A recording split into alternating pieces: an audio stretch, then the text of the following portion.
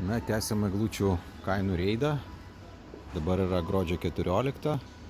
Atvažiavom į Norfą.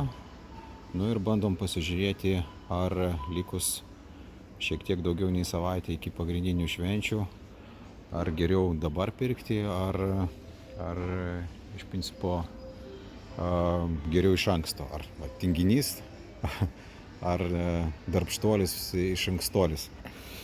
Tai Norfa aš sakyčiau turbūt, kad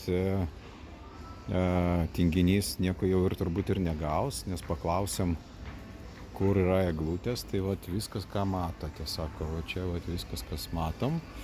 Tai čia mes turime dirbtinį eglutę 90 cm 15 eurų ir 50% nuolaidą su kortelė. Nu, tai reiškia, iš dviejų dalinam, 7,5 gaunasi, ne? Tada čia turime dirbtinę eglutę 60 cm 7 eurai. Turime čia tokį vainiką. Turime dirbtinę eglutę, bet neaišku, kurios čia kuri kaina. Nu, nežinau. Už tokį mokėti 33 eurus vargu, tai turbūt šitas. Dirbtinė eglutė 13 eurų.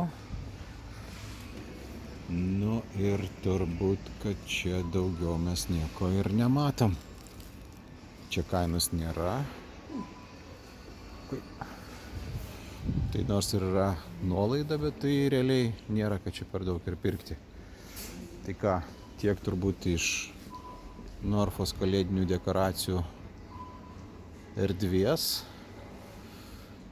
Važiuosim į kitas vietas žiūrėti. Ate.